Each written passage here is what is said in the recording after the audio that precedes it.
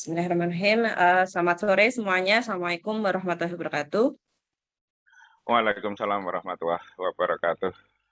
Alhamdulillah sore hari ini bisa bertemu di sesi yang terakhir untuk support lecture Sada. Jadi untuk bekali teman-teman semuanya, eh, syukur kepada Allah yang memberikan kita kesehatan, rahmat yang sehingga kita bisa bertemu sore ini. Insya Allah semuanya sehat dan bahagia gitu.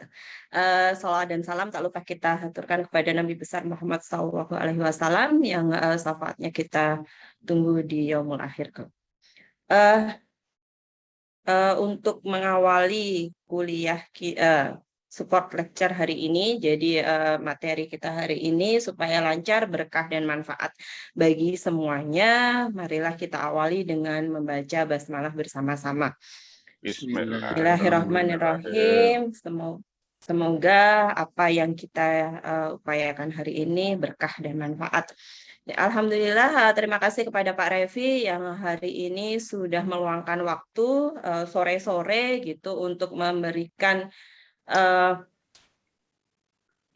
berbagi ilmu kepada teman-teman semuanya di Sada, membekali untuk mereka dari proses awal di sini masih Sada sampai harapannya mereka akan bawa sampai terakhir nanti eh, pada laporan akhir. Jadi mewarnai semua proses pada Sada hari ini. Terima kasih juga kepada Bapak Ibu dosen yang juga meluangkan waktu sore-sore untuk hadir bersama di sini dan mahasiswa semuanya, calon peserta Sada dan maupun Sada yang sudah Sada sisipan yang eh, dengan semangat gitu harapannya dengan semangat mengikuti kuliah hari ini.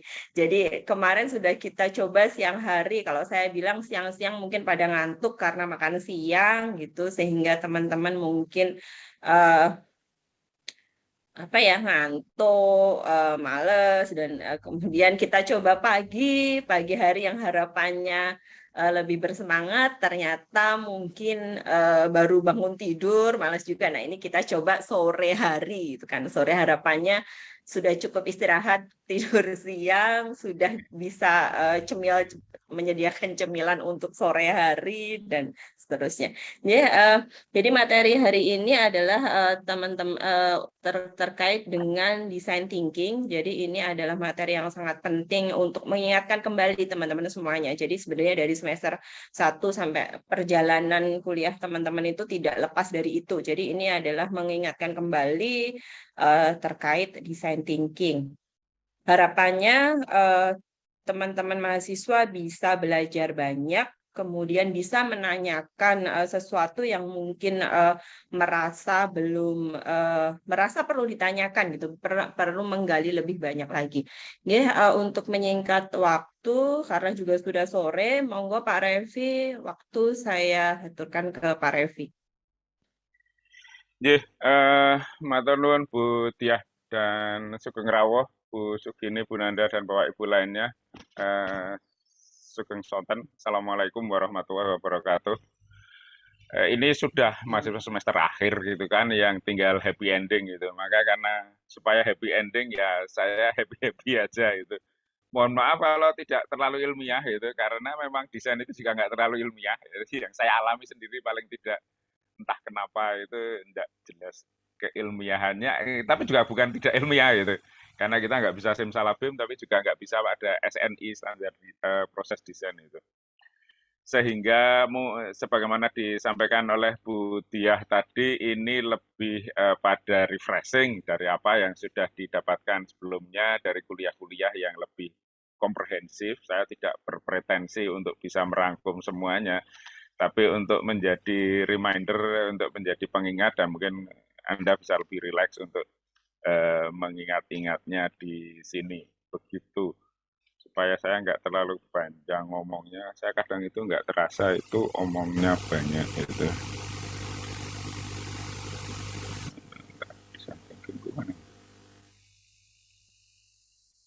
Malah, nah, tak nyari filenya. Oke. Yup, ya, tenang toh.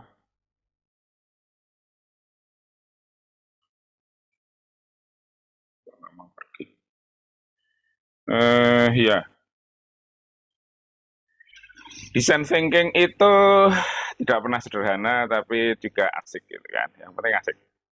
Suatu ketika Bjarke Ingels dikritik orang-orang itu, kamu itu bukan arsitek, bukan desainer gitu. Nggak jelas. Kamu itu pemain Minecraft aja itu. Minecraft itu anakku juga suka main pakai HP itu. Ya kayak gitu itu pengrajin lah, bukan desainer gitu. Lalu dia berargumen sambil menggelar kertas yang segede gaban itu untuk bilang bahwa ya memang dunia ini perlu lebih banyak Minecraft gitu. Jadi ada cara untuk menjelaskan kenapa dia melakukan hal yang seperti itu. Dan terbukti ketika dia menyusun sejumlah formula, memaparkan kenapa perlu seperti itu, maka menjadi transparan, menjadi dapat dikomunikasikan dengan baik, dan kita memahami kenapa dia berbuat seperti itu. Ya, itulah kurang lebih gitu.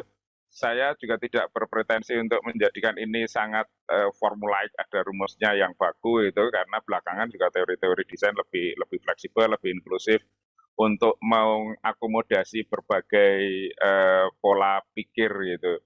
Sehingga ya saya membayangkan itu kita bisa belajar banyak dari semangkok mie instan. Suatu ketika seorang ustadz itu bicara di depan mahasiswa tentang indahnya surga untuk memotivasi mereka beribadah. Digambarkan surga itu di dalamnya mengalir sungai-sungai dari susu, dari madu, buah-buahan bergelantungan dan sebagainya itu. Ternyata mahasiswanya itu nggak bersemangat itu. Terus ketika sesi tanya jawab, Ustadz boleh tanya, gitu, tapi jangan marah loh. Ya silahkan, saya cuma mau tanya, di surga itu ada mie instan nggak toh gitu. Karena itu yang bikin saya semangat gitu. Jadi ternyata saya nggak doyan susu, nggak doyan madu, suruh makan itu. Di dunia aja saya nggak mau, ya, walaupun ada di rumah. Ternyata kenikmatan yang hakiki itu bagi dia adalah semangkok mie instan gitu. Itu sesuatu yang tidak mudah untuk dijelaskan, tapi menjadi fenomena yang kita hadapi sehari-hari. Kita melihat, merasakan, menikmati, dan sebagainya. Kalau sedikit boleh menyebut merek gitu, waktu saya dengan istri saya jalan-jalan ke Istanbul itu, lalu ya paling gampang cari mie instan lah gitu. Jalan ke pasar dekat Masjid Sultan Fatih. Gitu. Tanya, oh do you have mie instan? Lalu kita menjelaskan gini-gini. Tukang yang jualan, tukang warungnya ini kayaknya juga nggak begitu paham. Tapi begitu saya tanya, do you have Indomie? Oh yes, we do have. Gitu. Ternyata mereka lebih familiar dengan Indomie ketimbang instant noodle gitu kan. Turki saya kira pelanggan kedua terbesar di dunia di luar Indonesia saja. Yang pertama Nigeria. Oke, jadi ada semacam fenomena global yang menarik yang kita bisa, tapi sekaligus sangat lokal juga. Nah, karena kita sangat familiar, maka mungkin bisa menjadi jembatan untuk kita bisa belajar desain dengan belajar dari mangkoknya Mak Siti itu. Belakangan saya heran, Mak Siti itu saya rumahnya sebelahnya dekat rumahnya Mak Siti itu.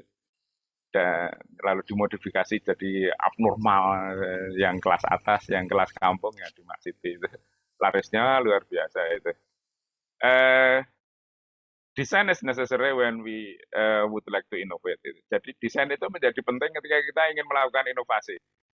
Kalau mie instan yang dulu zaman saya kecil itu namanya super mie itu sudah cukup dan tidak perlu apa-apa lagi, ya sudah kayak gitu itu sudah baik sampai kapanpun baik dari segi aspek apapun baik, lezat, murah dan sebagainya maka ya sudah. Tapi begitu kita ingin melakukan perbaikan, we would like to innovate, maka muncullah tantangan untuk merancang.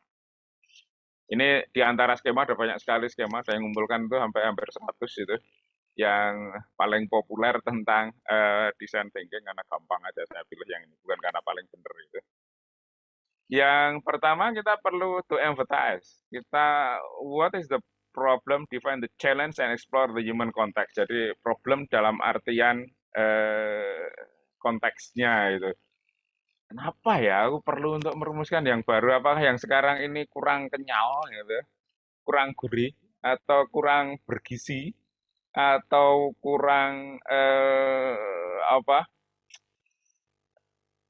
kurang mencerminkan selera lokal Lalu dari situ kan saya memahami, menyelami permasalahan, memahami apa tantangan-tantangan yang ada di situ. Ini problem dalam artian yang luas itu, sehingga mie instan itu diapakan ya baiknya? Terlalu mahal atau terlalu murah? Terlalu murah dalam artian tidak bergengsi. Oh, berarti kita perlu merumuskan yang premium kayak apa sih? Atau terlalu mahal mahasiswa yang di tanggal tua cekak dompetnya pun tidak bisa menjangkau, maka kita perlu memikirkan how to make it murah.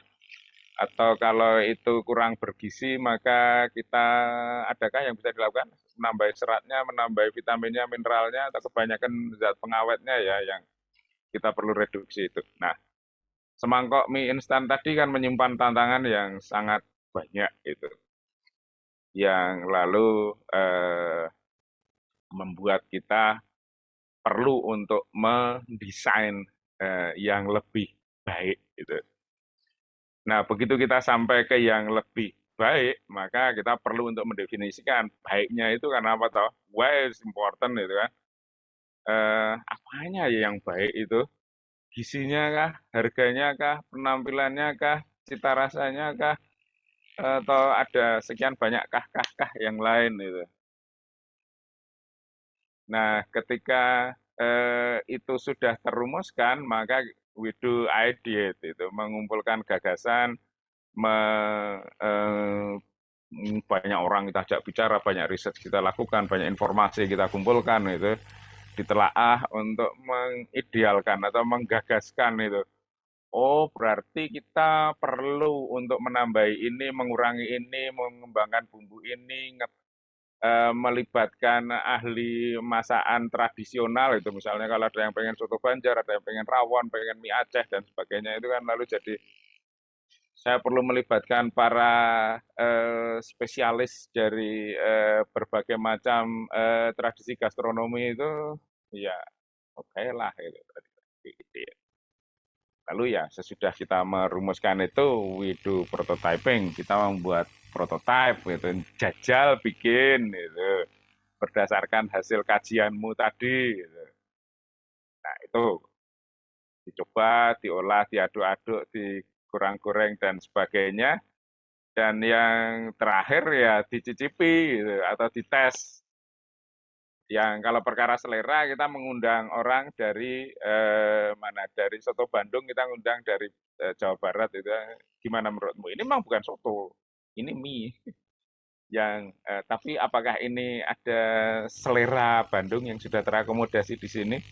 Ataukah ini rawon ya, ini nggak ada rawon pakai mie, tapi ini adalah rawonisasi mie atau minisasi rawon gitu. Sehingga nanti ngetesnya dengan nyicip. Yang akan beda dengan kalau itu perkara kandungan gizi, yang ngetesnya dengan menganalisis komponen-komponennya, apakah vitamin A-nya rusak apa enggak ketika dipanaskan, apakah vitamin provitamin D-nya sudah bisa menjadi vitamin D dan sebagainya itu. Kalau itu sudah cukup maka tercapai cita-citanya, tapi kalau enggak ya kita mulai lagi. Apanya yang salah itu, sehingga gambarnya kayak mie ya, infinity loop itu. Kalau di Kulon Progo namanya geblek renteng. Begitu mungkin gambaran sederhananya, ya kita ingin mendapatkan mie yang baru, yang barunya apanya toh, gitu ya. Kenapa toh kok itu, gimana caranya untuk dapat itu, dan gimana mengujinya supaya kita yakin bahwa kebaruan tadi bisa kita dapatkan itu. Kebaruan yang baik, maka the key, the kunci is the innovation. If we would like to innovate, then we do that. Oke, mendesain memang berada di antara pola-pola tindakan yang lain, ada perkara thinking, ada perkara making, membuatnya. Kalau bangunan mengkonstruksikannya, using, mengkonsumsinya, menggunakannya, dan di masing-masing itu ada problemnya. Nanti kita akan belajar lebih banyak tentang problem sebagai hal yang sangat penting. Mungkin jangan khawatir nanti kalau terutama yang baru ini, kalau selama 2-3 minggu itu yang ditanyakan dosennya itu selalu problem itu. Nah, nanti kita akan menelaah sedikit tentang anatomi problemnya itu seperti apa. Ya, yang Lord Norman Foster bertafakur itu ya. You design for the present with an awareness of the past for the future it is really unknown itu ya, secara umum itu adalah karena kita itu mengantisipasi masa depan yang masa depan itu sendiri kita juga tidak bisa menguncinya di sini gitu. Sehingga the future which is essentially unknown kita itu sebenarnya nggak tahu persis masa depan itu seperti apa, tapi kita nggak bisa mendesain untuk masa lalu. Kita should be oriented towards the future. Gitu. Oke, then we start with empathize. Gitu. Gimana ya kita mengempatikan sehingga tahu kalau kita bukan penggemar mie, kita bukan mahasiswa, kita bukan jualan mie, maka bisa kita mengetahuinya. Bisa, kalau kandungan gizi bisa, tapi selera beda lagi. Gitu. Sehingga the starting point is the empathize. Empathize is starting situation itu. Nah ini sekedar gambaran. Kadang kita berhadapan ini di dunia nyata itu.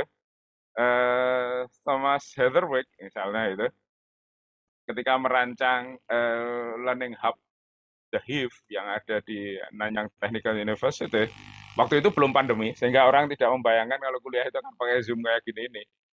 Dia diminta untuk please design a learning center as the university will deliver 75% of the courses online gitu.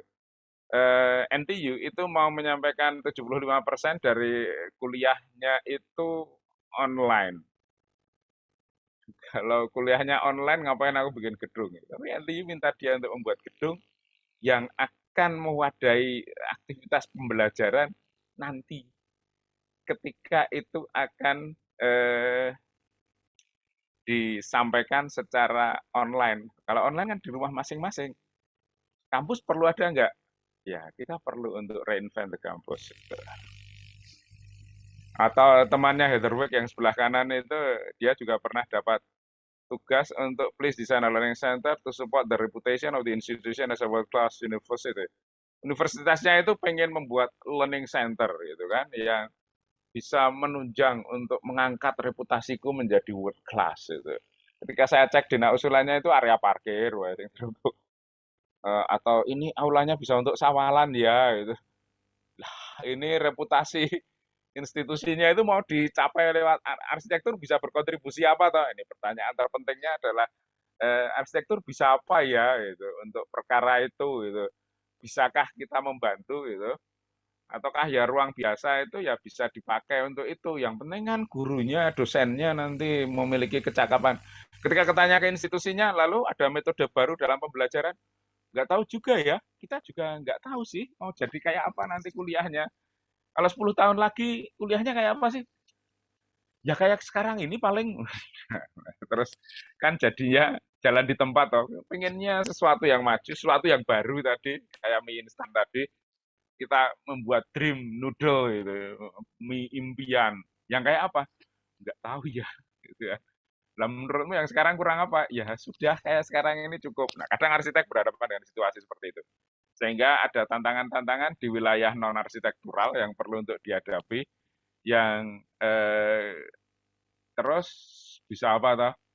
Bagaimana toh cara kita menggiring itu sehingga menjadi urusan arsitektural yang apa?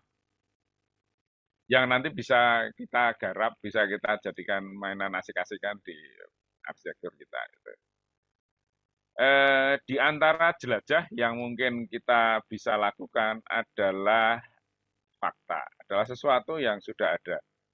Berbasis yang sudah ada itu mungkin ada institusi yang sudah memberikan proyeksi, gitu, may include projection. Tadi misalnya apa pembelajarannya itu sudah ada, tapi bisakah kita, gitu kan? Bisa kita fakta itu bisa merujuk kepada sumber dayanya. Oh, lokasinya di sini. Secara finansial duitnya sekian, ada kelembagaan yang seperti ini dan sebagainya. Gitu. Atau kita punya prospective users itu. Oh nanti itu anak milenial. Sekarang ini tiap hari aku dengar kata milenial itu beda, tapi milenial itu panganan apa juga nggak jelas itu kan. Sehingga apakah kita perlu untuk gathering fact from them gitu. Ataukah mereka itu sebenarnya juga nggak tahu tapi punya mimpi, punya aspirasi itu. Yang kedua teori. Teori itu adalah abstraksi atau statement pernyataan umum gitu ya. Teori nggak pernah berkaitan dengan satu kasus saja. Dia pernyataan umum yang diyakini mengandung kebenaran itu. kebenaran itu apakah barangnya ataukah eh, normanya itu. Sebaiknya kalau mendesain itu yang ramah lingkungan, kalau mendesain itu yang kontekstual, kalau mendesain itu sesuai perilaku dan sebagainya itu kan preskriptif itu, mengarahkan. Tapi kalau substantif atau explanatory itu ya hanya menjelaskan apa yang sudah ada. Itu. Manusia cenderung berkumpul, mau dibikin berkumpul apa enggak ya, kan. Eh, gitu. Yang ketiga policy itu kebijakan adalah direktif, arahan, program atau regulasi dari mungkin dari pemerintah, dari manajemen. Tadi misalnya bahwa perguruan tinggi ini akan nanti akan membuat kurikulumnya itu 75% online. Itu kan policy. Gitu ya. Dia belum jadi fakta karena belum dieksekusi itu. Mungkin sebagai policy dia juga tidak punya turunan atau nanti kuliahnya kayak informasinya seperti apa itu juga belum punya. Tapi kita harus mengantisipasi ketika itu nanti jadi kayak apa gitu. Policy tentang perekonomian, policy tentang pendidikan, kita sering sekali buka tugas akhir itu ketemu yang kayak gitu itu program untuk mencerdaskan bangsa itu kan policy kan. Atau kesehatan nasional atau bisnis di kota kecil atau apa itu. Nah, itu bisa jadi awalan kita. Terserah mau yang mana, itu mana yang menurut Anda paling memberi kesempatan untuk berkarya dengan baik. Atau aspirasi, ya harapan-harapan, ekspektasi mungkin termasuk di dalamnya, the will and the expectation, kehendak dan harapan dari orang-orang yang terkait dengan proyek. Misalnya owners punya aspirasi apa tahu, kadang arsitektural, kadang enggak, ya terserah ownernya lah. Pokoknya saya pengen resto saya laris atau saya pengen rumah ini bikin orang kerasan gitu. Tapi arsitek lalu harus menginvestigasi itu. Yang bikin kerasan apa ya? Yang bikin laris apa ya? Peran arsitektur bisa sejauh mana ya? Operators or managers itu ya. Chef di resto, barista di cafe dan sebagainya itu kan mereka bukan owner, biasanya bukan sih. Tapi mereka tahu cara mengoperasikan. Oh, kalau menyajikan itu baiknya begini loh. Kalau mau menyiapkan ini sebaiknya begini itu. Oh, di sana ada kafe yang baik itu justru gini. Gitu. Atau end user customers itu ya. Sukanya sambil ngapain sih nongkrong di situ itu. Nah, memulai dari yang banyak dan bermacam-macam ini bisa menjadi eh, perlu untuk ditata, didefinisikan lebih lanjut gitu. Misalnya ini saya coba iseng aja, kalau dari A sampai Z itu designer problem itu diberi oleh orang-orang itu ada user problem, clients problem kalau kategorinya Brian Lawson itu.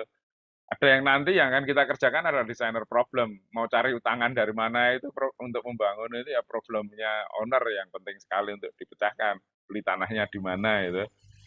Tapi desainer bisa apa toh? Suatu ketika saya tanya arsitek resort di antara yang paling populer di Indonesia itu namanya Popo Dennis. Gitu. Pak Popo, dirimu kok bisa dapat klien yang site-nya keren-keren itu gimana toh itu? Dia ketawa aja. Ya gimana nggak keren, nggak cocok dengan desainku, wong aku bantu nyarikan tanahnya kok. Jadi dia masuk ke wilayah user problem dengan jadi maklar tanah itu. Nah itu contoh bahwa ada wilayah, tapi wilayah itu client's problem, sorry. Itu wilayahnya klien yang sebenarnya biasanya arsitek akan mendapat kliennya sudah punya tanah di sana, tapi enggak dia kliennya datang sebelum punya tanah, carikan yuk di tepi Sungai Ayung atau Sungai Pakerisan atau Tukat mana lagi di Bali itu. Nah, lalu sehingga eh, desainer masuk ke sana. Ya, orang bisa macam-macam ya nanti akan jadi masukan buat desainer itu. Misalnya resto yang muni kriteria green building, gitu, misalnya mau yang platinum gitu. Tapi ada juga yang yang penting enak buat arisan. Yang pasangan muda ya romantis untuk candlelight lah, gitu kan. Yang selera mie instan tadi pokoknya murah meriah atau owner yang balik modal dalam waktu yang cepat gimana ya? Bangunannya bongkar pasang bisa dijual lagi atau gimana? Menerapkan prinsip regionalism, sok ilmiah itu. Bikin kita betah ngobrol lama gitu. Atau yang lainnya silahkan cermati. Sedangkan chef atau waiter untuk kerja. hemat biaya operasional, menerapkan protokol kesehatan kalau sekarang gitu. Bisa untuk coworking space lah gitu kan. Ada yang suka view, pokoknya view kayak HH apa Bukit Oblix Hills itu kan sebenarnya makanannya biasa aja sih, tapi karena sego lau view kalau di sana itu, maka view itu menjadi gue banget itu. Sahabat nikahan juga ya, mana yang bisa kita respon, mana yang kita yakin itu penting untuk masa depan, sangat perlu untuk distrukturkan lebih lanjut. Gitu. Nah, kadang kita berhadapan dengan dunia antah berantah itu. Salah satu di antaranya itu adalah menstrukturkan dengan narrowing down. Misalnya, kalau yang strukturnya paling jelas itu kan sustainability. Biasanya berangkat dari global warming. Dunia mengalami masalah dengan lingkungan. Terjadi global warming, climatic change, dan sebagainya. Kita membuat narasi tentang dunia dan seisinya. Gitu. Lalu masuk ke lingkungan yang dibuat manusia, oh ternyata ada urban heat island yang dipicu oleh gas rumah kaca dan sebagainya. Begini. Gitu. Lalu architectural isunya itu gimana ya kita meningkatkan green surface of the building gitu. Kalau itu dianggap menjadi relevan dengan yang ditambahkan, yang dikonsenkan itu. Nah, dia menjadi problem ketika kita bisa merumuskan. Oh ya, nanam pohon itu gampang ya, tinggal ditanami aja gitu kan. Tapi kita kalau ada constraining variable misalnya ada, oh ya pohonnya banyak tapi murah atau dengan harga tertentu atau indah atau mudah di-maintain.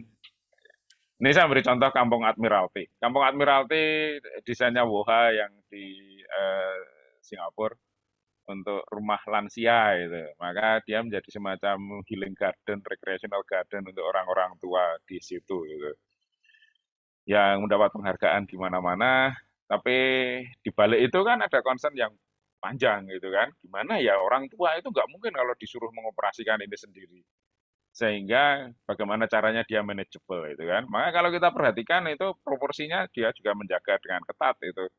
Ada tower-tower yang isinya ya hanya unit-unit hunian, lalu ada yang dipotong berundak-undak sehingga menjadi seperti bukit berbunga itu dengan pola perawatan tertentu dengan dan bisa dinikmati sehingga nanti kalau saya bangun bisa melihat itu ya, pagi bisa jalan-jalan di situ tanpa harus keluar dari buildingku ini gitu. Nah, sepenggal taman surga di tengah kepadatan urban itu menjadi mungkin ketika kita bisa merumuskan itu dengan baik. Karena tahu mau yang dibuat ini untuk orang tua loh ini. Orang tua itu punya keterbatasan, orang tua itu punya kenikmatan yang ingin dirasakan, mungkin nggak terlalu aktif sehingga lebih menikmati secara pasif gitu, nggak perlu bikin jogging track di situ yang bikin jeduk-jeduk ke lantai di bawahnya gitu. Dan sebagainya. Sehingga the architectural problem will arise dari sini. Tadi di anatomy of the problem itu kalau kita menganatomikan itu maka Lawson membuat matriks kayak Rubik yang ada merah hijaunya itu. Mungkin saya akan fokus pada designer problem aja ya, karena di sini ada designer, client, users, legislator, dan ada radical, practical, formal, simbolik. Gitu. Lawson itu mencermati itu, ya, orang-orang itu gimana sih caranya mendesain sambil merasionalkan. Jadi dia menyeimbangkan antara sisi empirinya, gimana para arsitek itu berkarya dan bagaimana menjelaskan itu secara sistematis. Yang ya kalau tadi yang tadi itu saya comot kalau di kotak-kotakan di sini gitu ya. Ada problemnya desainer itu yang akan ditangani, kita akan fokus di sini, klien akan punya problemnya yang sebagian dilimpahkan kepada desainer, user juga punya, legislator juga punya. Gitu. Ada solusi yang sifatnya itu praktikal, ada yang radikal, membuat sesuatu yang baru sama sekali, ada yang sifatnya itu formal, diselesaikan dengan fisik bentuk itu, ada yang sifatnya simbolik perlambangan tertentu itu. Saya memberi contoh yang inovatif dan cukup mudah untuk dijelaskan yaitu Copenhagen itu. Copenhagen itu legislator dalam hal ini pemerintah kota itu punya program. Di kota Copenhagen itu ada incinerator atau pusat pengolahan sampah. yang lalu digunakan untuk pembangkit listrik. Legislatornya punya program itu. Dewan Kota punya program itu. Mereka sudah mengembangkan teknologi yang sangat ramah lingkungan sehingga nyaris tidak ada polusi di situ. So perfect gitu. Dia terpaksa harus diletakkan di tengah kota karena supaya dekat dengan sumber sampahnya. Kalau nanti dibawa keluar jadi masalah lagi dengan pengangkutan itu. Ya, lalu dinas persampahan itu sebagai klien punya tantangan tersendiri. Gimana ya menyembunyikan insenerator yang besar ini, gede. Teknologinya sudah ada sih, arsitek mungkin sudah rampung, tidak perlu pengintervensi itu. Tapi ini kan seperti memasukkan gajah ke dalam kulkas itu kan, gede banget deh. Ya tinggal di tembok aja, lalu mengundang Joksin untuk coret-coret di temboknya kan nanti jadi mural Pancasila. Ya Tuhan kami lapar, misalnya itu kan lalu jadi karya yang keren itu. User itu para pengolah sampah yang ada di situ, kepraktisan yang mereka harapkan itu. Oke, tapi desainer melihat ini dengan perspektif yang lain itu. Ya secara praktikal semua itu bisa diselesaikan, tapi dia ingin solusi yang radikal dan formal. Nggak terlalu simbolik sih gitu. Adalah mimpi Copenhagen itu. Copenhagen itu saljunya banyak, tapi nggak bisa downhill skiing gitu. Karena untuk seluncuran ski itu harus punya kemiringan tertentu gitu. Yang mereka punya salju tapi nggak punya bukit. Ya kalau begitu kenapa nggak kita bikin saja ini metuduk bahasa Indonesia ini apa tuh? Sesuatu yang bulky di tengah kota ya dibikin bukit aja lah. Kan keren itu kan. Jadi nanti kita bisa bikin bukit bersalju. Kalau kalau musim panas ditanami rumput jadi tempat hiking, kalau musim dingin nanti akan terselimuti salju akan jadi downhill skiing, ski seluncur gitu. Nah, jadilah kalau si arsitek ingin desainer hanya berfokus pada yang praktikal, ya sudah ditutupi kan sudah nggak kelihatan gitu kan. Atau yang formal diberi bunga-bunga gitu. Tapi ternyata dia ingin semacam reinventing atau merumuskan kembali tempat sampah atau merumuskan kembali mimpi Copenhagen untuk memiliki bukit tempat masyarakat halayak ramai bisa berselancar itu. Nggak ada urusannya dengan tadi untuk pemrosesan sampah itu.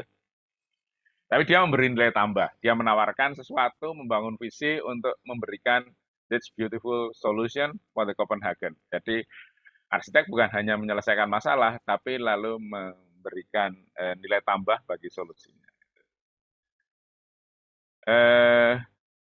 Itu salah satu cara.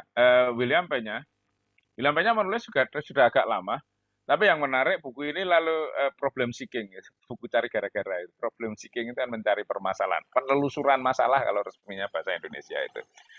Yang menarik karena It's Okay lalu menerbitkan lagi beberapa tahun yang lalu, 10 tahun yang lalu, Pak ya, Helmut Obatain Kasapom, salah satu biro terbesar di dunia. Ini cover yang edisi baru gitu. Yang dia menstrukturkan berdasarkan ada perkara-perkara fungsi, bentuk, ekonomi, waktu gitu. Jadi fungsi itu yang berkaitan dengan aktivitas, berkaitan dengan prosedur, berkaitan dengan program, berkaitan dengan perilaku gitu. Form itu bisa form bangunan, form of the site, form of the circulation, form of the interior dan sebagainya. Ekonomi berkaitan dengan ya bangun itu butuh dana, mengoperasikan itu butuh dana, bahkan mungkin menghancurkan itu juga butuh dana itu. Bagaimana tuh biaya pembangunan, biaya mengakuisisi lahan, biaya untuk maintenance, biaya untuk operasional, biaya untuk mengembangkan, biaya sekaligus revenue apa yang bisa kita dapatkan. Ini mau digratiskan apa disewakan, ini mau jadi fasilitas publik atau komersial, ini mau jadi tempat yang menggenerate revenue, mendatangkan income, ataukah justru kita harus mengeluarkan untuk maintain tempat itu gitu. Time bisa berkaitan dengan banyak hal, waktu bisa berkaitan dengan berapa lama kita akan bangun, berapa lama bangunan akan bertahan, berapa lama atau bagaimana biaya beroperasi dari waktu ke waktu gitu. Kalau di tempat yang bermusim dingin, maka mungkin waktu summer dan waktu winter itu bangunan akan berperan berbeda. Gitu. Nah, begitu. Sehingga ini bisa digunakan untuk merentangkan atau menjelajahi fungsi-fungsi tersebut. Sehingga di masing-masing itu kita punya goals, facts, concept, needs, and problems. Kata P-nya yang 1, 2, 3, 4 itu silahkan kalau mau dibolak-balik, tapi endingnya harus kita problem. Problem itu harus dirumuskan di akhir karena nanti akan jadi pijaan untuk next steps gitu. Goalnya misalnya, oh mau membuat dari segi fungsional, maka bagaimana ya supaya bangunan ini atau kompleks ini membuat ikatan sosial antar warga itu menjadi lebih baik. Gitu. Faktanya sekarang masyarakat cenderung individualis, ketemunya sangat terbatas sehingga tidak banyak interaksi yang terjadi antara mereka. Konsepnya adalah how to promote interaksi antar warga dengan menyediakan ruang-ruang publik. Needs-nya ya ruang publik macam apa atau yang sebenarnya kita butuhkan, problemnya, tantangan apa yang kita hadapi waktu kita menyelesaikan itu dan bagaimana nanti cara mengukurnya itu. Problem yang baik itu mengarahkan kita bagaimana menyelesaikannya dan memberi indikasi bagaimana nanti mengukur hasilnya itu. Seperti cerita mie instan tadi loh. Kalau problemnya itu perkara gizi itu maka kita tahu nanti cara untuk ngetesnya ya bisa menganalisis di laboratorium. Kalau problemnya itu selera ya nanti ngetesnya adalah dengan asiknya makan rame-rame gitu kan. Nah itu ini sekedar contoh saja itu. Snoeta waktu merancang Oslo Opera itu operanya itu sendiri sudah jadi opera gitu kan. Tapi operanya itu ada di Swift Chord gitu kan, yang lalu dia dari fact, locational facts itu, formnya itu, dia melihat peluang bahwa ini opera bisa jadi, eh, kalau cuma kayak Sydney yang jadi landmark itu ya indah di foto, tapi nggak banyak ngefek sebenarnya terhadap kehidupan masyarakat. Nah, makanya dia mengharapkan agar operanya itu bisa digunakan untuk menikmati panorama teluk di Oslo dengan baik, sekaligus menjadi tempat ngumpul yang rame-rame gitu. Maka dia membuat opera yang bisa dinaiki gitu. Sehingga yang jalan-jalan naik turun di situ itu mungkin lebih banyak dari yang nonton operanya. Sehingga di situ dia lalu memunculkan problemnya sebagai problem fungsi untuk enhance atau menguatkan interaksi sosial itu kan, bagaimana form itu nanti bisa berkaitan dengan hal tersebut itu antara form of the site, form of the location, form of the building, dan from time to time dia akan memberikan efek yang baik. Begitu. Dan we do idea, mengumpulkan gagasan itu. Ideating ini babak yang sangat penting. Sayangnya sangat tidak jelas. William P-nya berhenti di problem itu. Brian Lawson menyebutnya sebagai constraint. Problem itu di terminologinya Lawson sebagai constraint, tapi tidak banyak bicara tentang sesudahnya lalu gimana sih gitu. Saya nggak tahu. P-nya itu membuat problem seeking itu bukunya, tapi nggak ada yang dia sendiri juga nggak menulis problem solving terus mecah ke piye. Maka Fluoride mungkin agak banyak bicara tentang bagaimana si problem tadi dan solusinya itu distrukturkan. Dia tidak bicara ini sebagai petunjuk itu, tapi memberikan frame, oh bisa dengan cara seperti ini loh, yang diistilahkan sebagai pattern-based framework itu untuk menjaring dari tadi, dari problem sampai ke solusinya. Yang kedua adalah force-based framework, yang ketiga adalah concept-based framework. Sehingga pola tadi ini mulai dari goresan awalnya Renzo Piano itu sampai nanti menjadi California Science Center ini bisa dikembangkan itu ada cara dia untuk melakukan itu. Oke, beberapa blame atau beberapa proses desain, beberapa ideation itu mengidealkan, menggagaskan itu sudah ada memiliki sejumlah well classified solution. Ada kayak katalog gitulah, katalog of solution itu. Yang sudah ada sebelum perancang itu beraksi. Yang perancang bisa menggunakan itu untuk memilih itu. Misalnya ketika kita merancang housing gitu, ini semacam rational model, rational types yang diklasifikasikan. Oh, yang namanya housing blocks itu ada sekian banyak tipe loh. Kita bisa bikinnya sebagai tower gitu kan, independen. Ada di, kalau Korbu mengistilahkan skyscrapers in the park gitu. Pencakar langit di tengah taman atau di tengah ruang terbuka.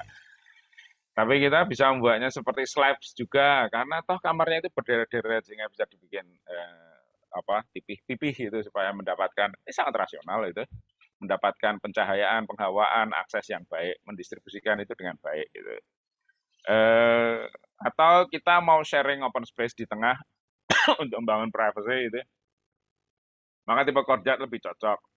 Atau hybrid kalau ya biasalah, kalau pengen ini itu banyak sekali itu kayak Doraemon itu, maka kita lalu akan cenderung pada yang hybrid gitu, dan seterusnya. Kalau ini basisnya rasional, akses, open space, view, pencahayaan, penghawaan. Tapi Leon Krier membuat, enggak ya, kota itu adalah rekaman pengalaman manusia. Sehingga secara historis tradisional sebenarnya sudah ada formulanya. Kalau kita membuat sebebas-bebasnya, maka rusaklah kota-kota kita itu, karena kemapanan itu penting. Dia membuat. Oh, di kota itu yang bangunan publik itu, karena kota itu milik warga, bukan milik pengusaha. Maka dia selayaknya yang menonjol. Jangan kayak sekarang, yang menonjol itu office tower dan shopping mall itu kan. Tapi kalau apanya, yang rumah-rumah itu yang library, masjid, balai kota dan sebagainya itu kadang cuma nyempil-nyempil aja. Padahal itu yang bisa diakses, bisa dimiliki oleh warga. Maka menurut tradisi yang dia amati, tradisi Eropa tentu saja, baiknya kayak gini nih loh. Dan dia keras kepala untuk urusan itu. Atau kata Cing itu, building structure itu sebenarnya urusan pattern. Apalagi arsitek. Arsitek kan tidak merumuskan struktur bangunannya itu kan. Kalau Anda di mata kuliah struktur itu biasanya dikenalkan dengan tipe-tipe struktur. Itu kan semacam katalog juga yang Anda bisa pilih. Tentu saja masing-masing pilihan ada pertimbangan dan konsekuensinya. Kalau kita mau pilih struktur yang beam atau three hinge beam atau frames atau arches, cantilevers atau hanging system dengan berbagai variasinya, maka kita akan mendapatkan. Ini sudah ada sebelum aku mulai merancang, bahwa aku bisa menggabungkan modifikasi dan sebagainya, tapi based on this catalog of solution. Sehingga ya aku paham permasalahannya, lalu solusinya adalah ku buat atau ku kembangkan dari seperangkat alat sholat, seperangkat solusi yang sudah distrukturkan tersebut. Dan yang kedua adalah, enggak lah, desain itu enggak kayak gitu kok. Desain itu yang penting kita memahami konfliknya, gitu kan, lalu melakukan resolusi dengan cara optimasi. Jadi kalau ada A lawan B, maka nanti kita mengakurkan. Gitu. Sehingga kita tidak perlu mengikatkan diri pada preset solution. Misalnya ini sekali lagi BIG kan kalau menerangkan itu enak, jadi saya seringkali mengutip, excuse me for that. Dia misalnya bilang begini, bahwa housing itu sekarang ini butuh parking gitu kan. Semua orang punya mobil di sana itu, di Copenhagen itu semua orang punya mobil, sehingga setiap manusia di situ butuh mendapatkan tempat parkir yang memadai gitu. Nah, kalau tempat parkir dan housingnya itu kurang lebih volumenya segitu, maka gimana ya? Dijajarkan, ditumpuk, itu sudah sering gitu, dan hasilnya nggak begitu sip gitu. Maka dia mencoba untuk menggabungkan antara menjajarkan dan menumpuk gitu, supaya aku punya view yang baik. punya private garden yang baik, punya akses yang baik ke parkiran juga gitu. Maka jadilah dia membuat rumah dengan mengoptimalkan antara volume huniannya dengan volume parkirnya tadi, sehingga lalu dikembangkan sirkulasinya, dikembangkan pola undang-undangannya, maka kita mendapati ada ini yang abu-abu ini underground parkingnya, ada yang merah ini apartemennya, dan di masing-masing depan apartemen kita akan punya garden gitu. Sebelahnya ada VM Housing yang bikinan dia juga, makanya minggok-minggoknya itu mengikuti VM curang dia. Nah, it's clear optimization itu jelas gitu. Apa yang didapat dan bagaimana nanti saya mengukur untuk kriteria suksesnya. Dia tidak mengandalkan pada solusi yang manapun, solusi yang sudah ada manapun. Hasilnya MVRDV Wuzuku, rumah untuk orang tua namanya serem, Wuzuku itu. MVRDV membuatnya ini karena ada force, ada kekuatan tertentu.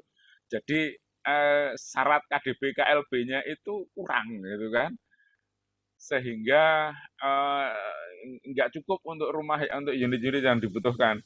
Maka jadilah MVRDV ini membuat ya kalau pakai cantilever kok gitu kan. Sehingga dia membuat tonjolan-tonjolan itu yang orang bilang keren, dia berani bikin yang kayak gitu dan sebagainya. Memuji-muji dari segi komposisi. Padahal sebenarnya itu solusi karena ada constraint, ada force dari urban planning-nya, ada peraturan tata ruangnya, spatial plan-nya itu yang tidak membolehkan tapak melebihi suatu luasan tertentu. Sehingga gimana caranya kita mendapatkan luasan yang dibutuhkan tapi tidak melanggar ketentuan tapaknya, maka ya digantung aja lah gitu ya. Solusi yang pragmatis lah gitu. Force yang lebih kompleks kita dapati misalnya ketika Norman Foster merancang untuk London City Hall itu. Ya di sini ada perkara root-nya semua adalah sustainability, tapi strateginya bermacam-macam. Pertama, aku harus membuat rancangan yang strukturnya seefisien mungkin. Dengan beban vertikal mungkin nggak bisa dikurangi, tapi beban lateral dari angin terutama bisa. Nah, dia harus membuat surface yang mengalirkan angin dengan lebih baik, sehingga nggak nampok angin dengan kuat. Yang kedua, dia ingin, nah ini, solusi untuk energy conservation, hemat energi. Gitu. Hemat energi kadang kita memperhitungkan hanya yang teknikal saja, yang terukur saja, tapi dia menggabungkan antara yang terukur dengan yang tidak. Ketika kita berada di belahan bumi utara, maka matahari itu selalu berada di selatan. Matahari tidak pernah lebih utara dari kita, sehingga karena dia di atas 23 derajat lintang utara. Maka dia memiringkan. Dulunya saya nggak suka bentuk kayak telur keinjak, tapi ternyata saya sudah memahami, dia memeleokkan ini, membuat pertama dia membuatnya seperti oval, itu adalah untuk menghemat biaya struktur, satu itu karena bentuknya yang cenderung bulat itu membuat angin lebih mudah mengalir ketimbang menerjangnya. Yang kedua, sehingga dengan beban angin yang lebih rendah, strukturnya lebih efisien. Yang kedua, ketika dia membuat denahnya melingkar, maka surface-nya kecil. Nah, ini kan thermal transfernya, nanti ada busuk gini di sini, kalau saya salah kalau mohon dikoreksi. Ketika permukaannya itu kecil, maka transfer thermalnya menjadi lebih bisa dikendalikan. Dan yang ketiga itu adalah dia meleyokkan ini supaya ada sisi yang terpapar cahaya matahari terus-menerus, sehingga membuat cahaya matahari yang tidak terlalu terik di sana. Gitu. Dan yang terakhir adalah ini menarik karena ini sama sekali tidak terukur, adalah dengan membuat tangga di sisi yang view-nya bagus, pencahayaannya baik, itu membuat orang itu jadi suka naik tangga itu, jadi fotogenik juga, itu instagramable lah tangganya, itu kan suatu yang di luar hitung-hitungan tadi. Nah, dia ada forces yang berbasis environment, berbasis pada kekuatan struktural yang dia merekonsiliasi lewat desainnya.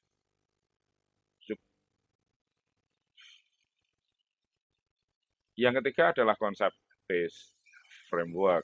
ini paling sering arsitek paling suka, atau paling nggak arsitek yang ada di media itu suka membuat ini. Sayangnya ini paling susah untuk diikuti. Dapat dari mana tuh? Mak jeling gitu. Sehingga seringkali kita lebih mengukur apa hasilnya ketimbang menelaah prosesnya. Gitu. Saya juga nggak yakin kalau ini bisa difahami dengan baik. Snoweta merancang untuk Biblioteka Alexandrina. Biblioteka Alexandrina itu perpustakaan yang merupakan titisan dari perpustakaan hebat di zaman Archimedes dulu. Kalau Anda waktu SD diajari hukum Archimedes, ada orang yang sangat cerdas itu yang bisa merumuskan hukum Archimedes, relasi antara volume dan massa itu. Maka dia itu dulu kerja di perpustakaan ini, sayang perpustakaannya sudah hancur gitu. Maka dibuatlah perpustakaan baru yang lalu Snoweta bironya itu merasa, wah ini perlu untuk melambangkan kebangkitan matahari pencerahan Mesir ini gitu ya. Maka dia membuat seperti cakram surya yang beranjak bangkit gitu. Jadi selain matahari itu juga sangat akrab di dalam tradisi Mesir itu, baik di masa Mesir kuno maupun zaman Islam. Tapi matahari di sini diwujudkan bukan hanya perkara simbolis matahari, tapi juga matahari sebagai daylight. Daylight itu bukan hanya untuk kepentingan pencahayaan dan konservasi energi, tapi juga estetika bangunannya. Sehingga estetika interiornya terutama paling tidak, dia membuatnya seperti cakram yang condong itu, dibuat lekuan-lekuan di atas sehingga cahaya itu bisa masuk. Ingat, buku akan bahaya kalau terkena sinar matahari langsung, hancur lah gitu kan. Maka dia perlu untuk merekayasa lekuan-lekuan bidang metalnya itu agar memantulkan cahaya ke langit-langit, maka akan menjadi terang tanpa harus menjadi terik gitu. And that's beautiful. Sehingga nggak tahu perpustakaan ini bukan, terutama bukan untuk membaca tapi untuk objek wisata, termasuk aku jadi korban wisata ke Alexandria jauh dari Kairo itu berapa sih 4 jam lebih itu hanya untuk lihat perpustakaan, nggak kebayang wisata ke perpustakaan ya. Tapi keren loh. Jadilah dibela-belain berkendaraan dari Kairo berjam-jam itu untuk bisa menikmati dan foto di perpustakaan. Bisa nggak ya kita bikin perpustakaan ya? Iya, saya kira. Nah, di sini my point is bahwa ada konsep besar yang akan bisa merangkum banyak solusi gitu kan. Nah, konsepnya itu adalah tentang matahari tadi yang bisa jadi perkara simbolik, bisa jadi perkara untuk memecahkan masalah yang berkaitan dengan konservasi energi, estetika interior, ekonomi pariwisata, gitu. Begitu. Dan jangan dikira bahwa kecerdasan untuk membangkitkan hal yang spesial kayak gitu dengan gagasan besar itu hanya untuk bangunan-bangunan high-tech yang keren itu. Salah satu arsitek yang paling saya kagumi adalah Anne Heringer. Dia membuat sesudah dia sukses untuk membuat Handmade School itu, tapi menurut saya yang ini lebih dahsyat itu. Karena dia mengangkat atau menyelesaikan banyak masalah di antara bangunan paling islami kalau kita bicarakan mungkin ini. Anna Heringer membuat suatu fasilitas bersama dengan warga setempat untuk masyarakat miskin Bangladesh. Pertama, terpinggirkan karena kemiskinannya.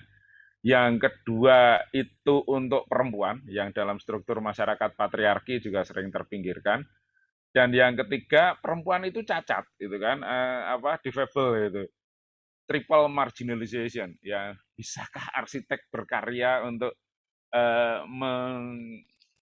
bukan mengatasi ya, tapi memberdayakan di dalam 3 perkara yang rasanya sudah duitnya sedikit, orangnya cacat, perempuan lagi gitu.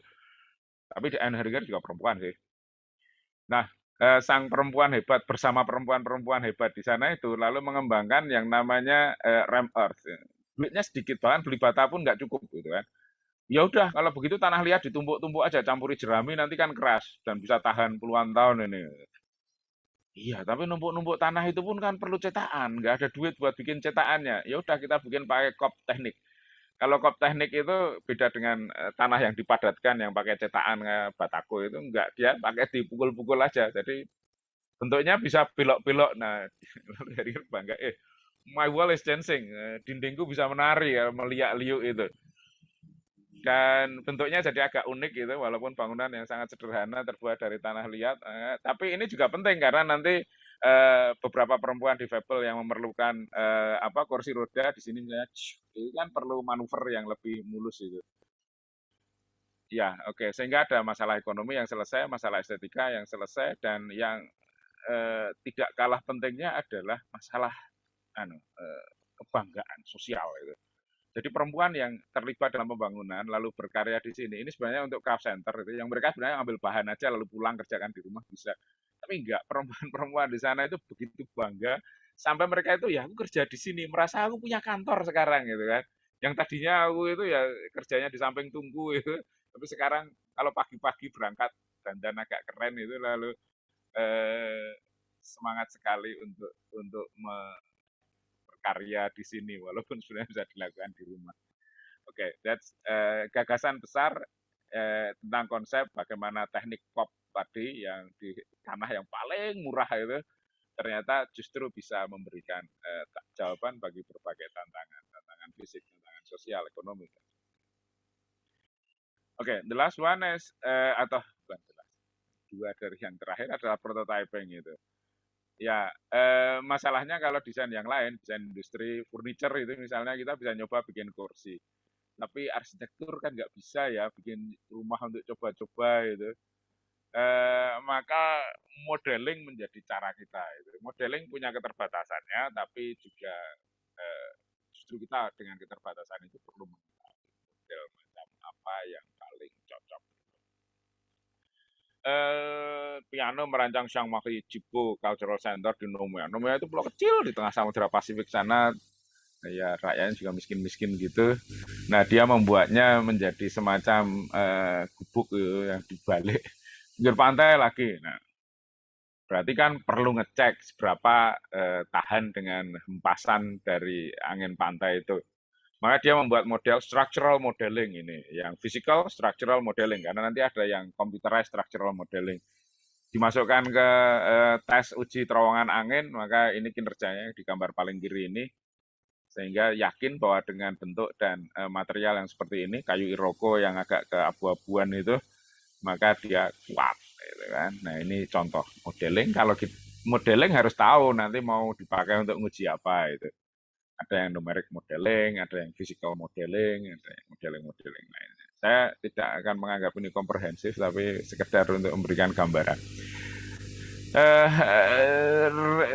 Norman Foster juga pernah gagal, pernah eyal-eyalan bertahun-tahun. Ini saya menunjukkan dua kegagalan Foster itu.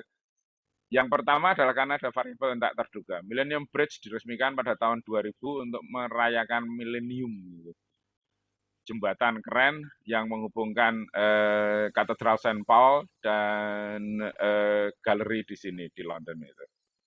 View kedua arah bagus, jembatannya bagus. Kalau sekarang mungkin sebut Instagramable, dulu belum ada Instagram padahal, tapi orang itu sangat ini untuk pedestrian aja sih. Jadi ya untuk menghitung beban pedestrian sudah dikalkulasikan dengan cermat, tapi tidak mempertimbangkan swaying effect. Jadi ternyata orangnya itu bukan lewat, tapi ngumpul, ngobrol, foto, dan sebagainya itu jumlahnya banyak sekali.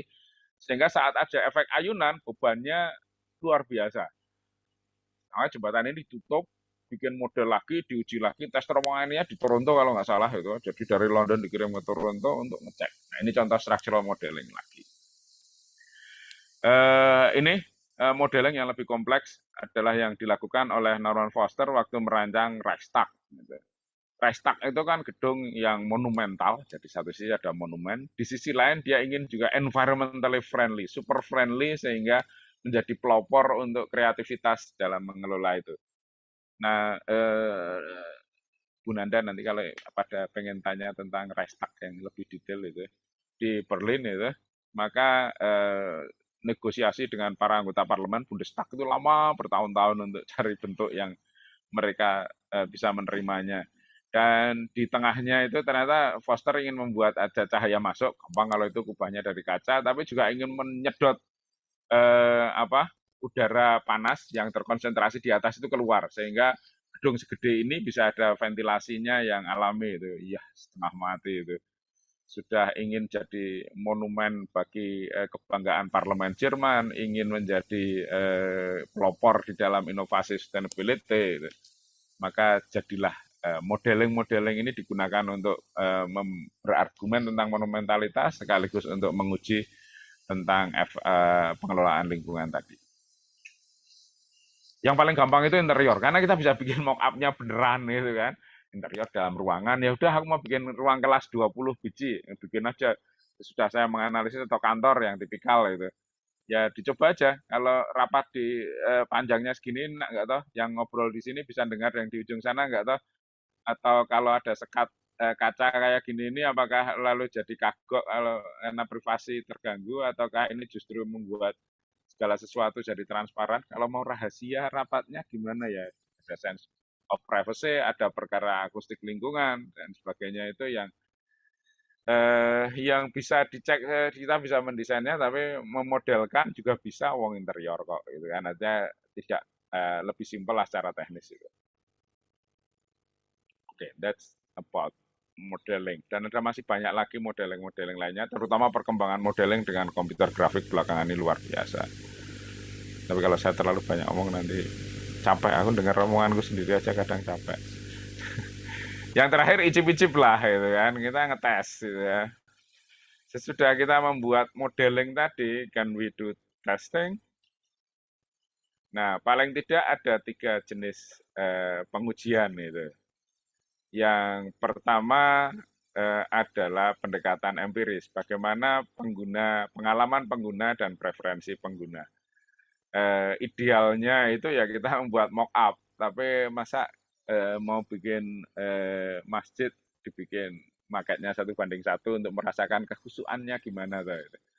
Sehingga ada yang bisa dimodelkan untuk mendapatkan respon dari pengguna tadi yang bisa melalui images, melalui gambar. Komputer grafis sekarang memberi peluang yang sangat banyak itu, tapi sekaligus juga punya keterbatasannya. Oh, daylight-nya terang, gelap terangnya bisa kita modelkan, tapi panasnya itu kalau dinding bukaannya itu ngadep ke timur kayak perpustakaan UI itu seberapa panas sih gitu.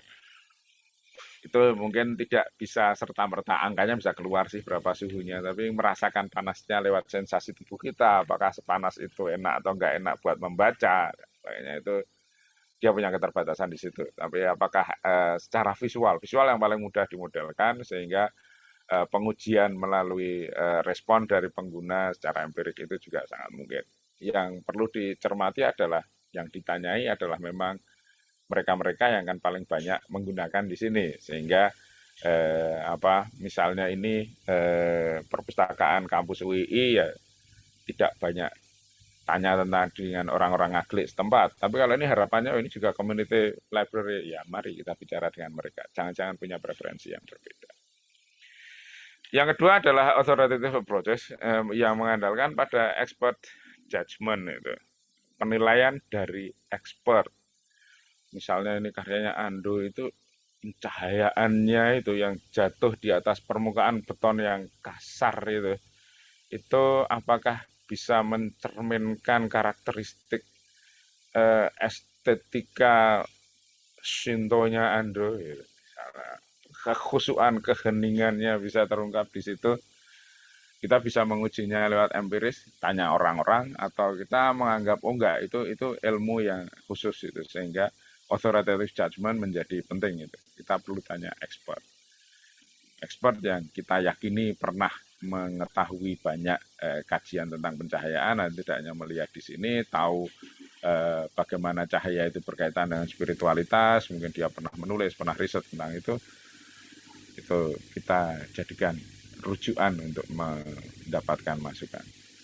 Dan yang terakhir rational approaches, kalau kita bisa mengukurnya, modelnya, oh ini yang di sini pencahayaannya sekian lux itu ternyata kalau bukaannya di sini sebenarnya dikiranya kalau ada jendela kaca itu sampai ke sana pencahayaannya merata, enggak ya gitu ya. Sehingga ini kita melihat kontrasnya antara cahaya yang dekat-dekat jendela dengan yang jauh dari jendela, seberapa perbedaannya. Kalau kita seberapa mau naruh ruang rapat berarti layarnya ditaruh di mana gitu. Kita bisa kalkulasikan paling enggak ini kalau kita seringkali saya itu mengomentari punya anak-anak itu, kok bilang efisiensi tapi di akhir nggak ngitung lagi luasan lantainya. Dia di depan itu membuat program ruang. Oh nanti ruangnya ini luas sekian meter persegi, ruang ini sekian meter persegi, sirkulasi 20% itu selalu.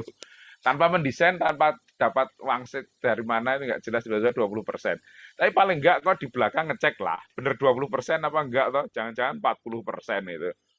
Pasar tradisional itu bisa 40% itu sudah bagus karena ruang sirkulasinya kan banyak, lossnya kecil, sirkulasi sirkulasinya itu ya 2 meter itu kan cukup longgar gitu ya. Nah di situ kita kemarin saya nemukan yang ya sirkulasinya itu hampir 60%, ya, janganlah. Nanti kasihan pedagang pasarnya kalau harus mikul biaya segitu juga. Nah begitu sehingga di akhir kita nanti bisa melakukan pengujian. Pengujian ini kita kembalikan kepada permasalahan tadi. Mampu nggak dengan menguji ini permasalahan bisa terjawab. Begitu. Nah, balik ke kisah semangkok Indomie, Indomie jangan sebut merek gitu. Tentang semangkok mie tadi, kalau kita tahu apa yang mau diinovasikan itu kita bisa advertising. Wah ini perkara harga, perkara ini mie tapi rasa sushi misalnya supaya agak internasional gitu. Atau nggak tahu ini kalau ada daun mintnya itu rasanya kayak ngopo. No. Kita tahu apa yang akan ditangani, bisa merumuskan dengan baik apa-apa yang perlu untuk dikerjakan, bisa menggagaskan, bisa memproduksinya, bisa nyicipi gitu kan, atau perlu dicicipi, atau kalau gizi ini ya perlu di tes lab gitu.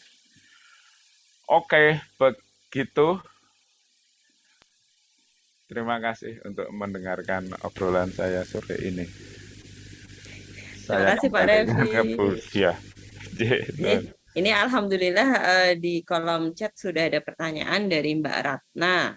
Oke. Selamat sore Bapak Ibu dosen, saya Ratna izin bertanya terkait bagian di anatomy of the problem, khususnya pada 4 poin pertama, yaitu praktikal, radikal, formal, dan simbolik.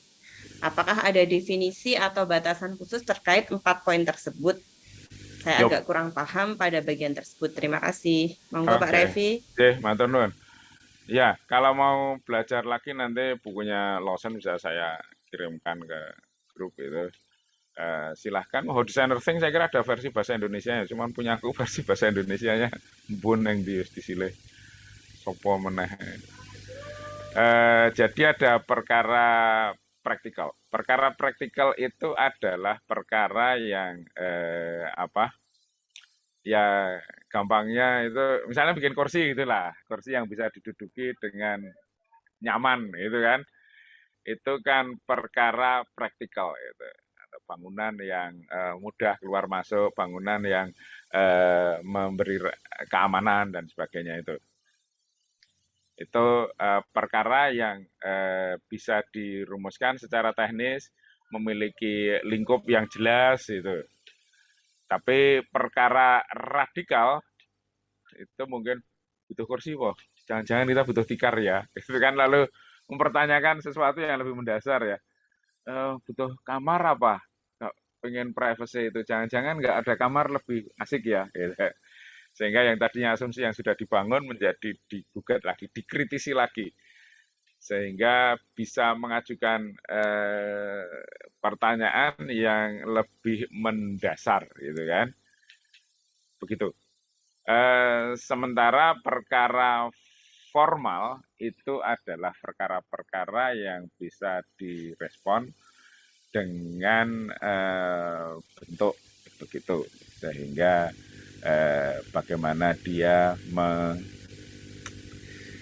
hadir di situ dengan skala tertentu, material tertentu itu akan merespon kebutuhan-kebutuhan form kita. Misalnya form jadi tadi misalnya kalau bangunan concernnya pada sirkulasi supaya lancar itu maka dia perkara praktikal.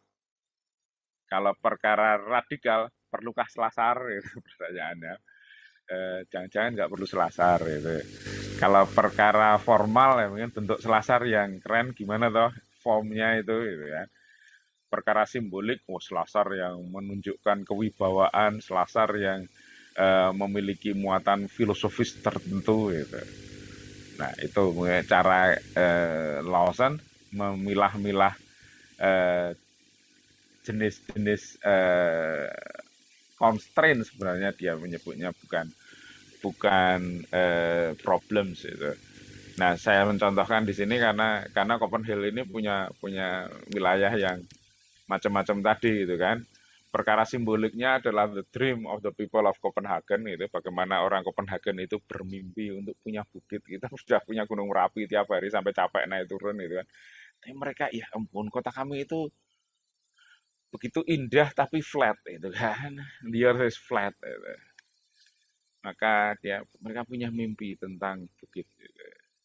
Perkara formalnya bagaimana barang yang gede ini ada di tengah kota ya, tapi tidak jadi membuat kotanya jelek gitu ya. Perkara praktikalnya ya tadi menyelubungi sehingga bisa tertutup rapat, tapi ventilasi masih bisa sehingga kerja insinerator bisa baik gitu kan. Perkara radikalnya itu adalah kan we have downhill skiing gitu. Jadi kan dia membuat wilayah baru gitu kan, yang tadinya itu perkara menutupi bak sampah, tiba-tiba jadi kalau bak sampahnya bisa buat seluncuran kan keren itu. Itu seluncuran yang bisa untuk bak sampah atau bak sampah yang ada seluncurannya. Nah, begitu. Sehingga praktikal adalah apa yang immediate, apa yang langsung bisa dikenali dan perlu untuk disolusikan, dipecahkan. Radikal adalah mempertanyakan kembali sampai ke yang paling mendasar. Formal adalah yang direspon atau berimplikasi pada bentuk. Sementara simbolik adalah tentang menyampaikan sesuatu di luar bentuk itu sendiri, tentang dream, tentang aspirasi dan sebagainya. Begitu, Ratna. Cukup jelas atau tambah nggak jelas? Silahkan kalau mau mendiskusikan lagi. Cukup jelas, Pak. Oke, sip. Terima kasih. Syukurlah. Yuk. Terima kasih, Mbak Ratna. Ada lagi yang mau berdiskusi, bertanya ke Pak Revi? Ini tadi sudah banyak sekali yang disampaikan. Kan Pak Revi? Hidupin kamera? Enggak. Nggak apa-apa. Mungkin karena belum mandi.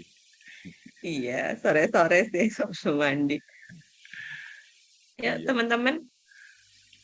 Ada yang mungkin kan semuanya sudah membuat mie. Membuat proposal gitu kan. Siapa tahu ada yang mumpung ketemu Pak Revi, semuanya besok bukan bimbingannya Pak Revi loh. Saya bimbingnya spesial aja.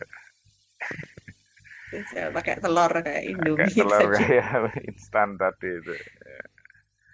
Ya, jadi ini bukan mempersulit. Di dunia nyata emang kita berhadapan dengan yang dihadapi Thomas Hetterberg gitu. Gak tahu ini mau bikinnya gimana sih gitu.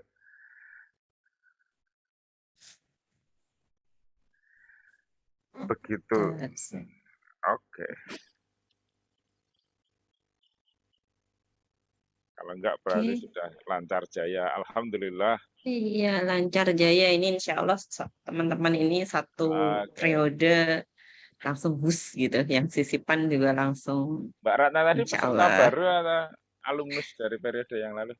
Sisipan, Pak. Sisipan ya? Alumnus. Enggak lah, memperdalam itulah. Memperdalam supaya ya, yang lain mantap itu. Yang dari kemarin belum bersuara mungkin ya. Gempur. Dari kemarin belum bersuara, belum memunculkan wajahnya. Al-Munkarot. Saya sampai lupa yang mana nih Mas Gempur. Ya Mas. Atau boleh ini konsultasi untuk ininya, proyeknya. Bu direspon atau belum ada Bu atau ada, apa Bu. Gitu. Cuma diem aja. Diem itu kadang belum ada, Bu. Ini diem ya, itu karena sudah siap wisuda. Enggak ya gitu loh. Belum ada nggih Mas Gempur. Mas Gempur kemarin bikin apa sih Mas? Saya museum, Bu. Sering ke museum? Enggak, karena saya menjumpai banyak yang mendesain museum tapi mereka sendiri nggak pernah ke museum gitu. Nggak sering sih Pak. Eh, lagi Nggak aku sering. ngomong oh, udah tertarik desain museum sementara kalian aja bilang "Oh, museum itu kuno nah. Museum apa, Dek? Museum sejarah. Wis, museum sejarah lagi. Sehingga museum sejarah yang paling keren yang pernah kau lihat di mana? Eh, belum ada sih Pak. Belum Kalau ada. lihat kalau dikunjungin belum ada. Nah. Tapi kalau lihat Tapi menurutmu museum masih perlu? Bukankah sejarah bisa kita download itu? Ngapain sih aku ke museum? kenapa Pak? Sejarah kan aku bisa download di mana-mana toh. Kalau aku ke museum ngapain ya? Jangan-jangan nggak perlu museum itu. Itu contoh pertanyaan radikal. Perlu nggak ya museum itu? Gitu ya? Menurutmu perlu? Perlu sih Pak. Perlu. Tapi kau sendiri nggak pengen ke museum? Itu loh. Ya. Kenapa ya aku ke museum ya? Gitu. Nggak, aku tidak menyalahkanmu. Tapi justru dari situasi ini mungkin kau bisa menggali. Ngapain sih di museum? Jangan-jangan kita perlu jenis museum yang berbeda ya. Gitu.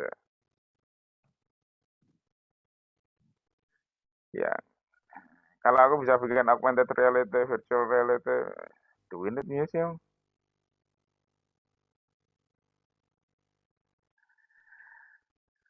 Ya, itulah. Ini nggak sering kita. Ini kayak orang yang nggak pernah makan Indomie atau mie instan tadi lalu tiba-tiba mengusulkan, oh mbok rasanya diberi yang varian rasa keju mozzarella. Oh, kamu aja nggak pernah makan mie instan. Jangan-jangan nanti kamu seperti itu ya, bikin sesuatu yang sebenarnya dia nggak pengen, nggak pernah itu. Oke, Nanti kalau kau masih ada waktu, Mas yes, Gempur. ya kalau kau butuh Jadi apa-apa tentang museum, let me know. ya, Ya, bisa ke Pak Revi tadi. Kalau Pak Revi cerita kan apa ya, disampaikan yang temanya bisa sama, tapi solusi itu bisa macam-macam. Nah, solusi yang tepat untuk kondisi saat ini, untuk museum masa depan itu seperti apa itu kan yang harus selalu digali. Gitu. Oke. Mungkin yang lain perlu dipanggilin satu-satu nih.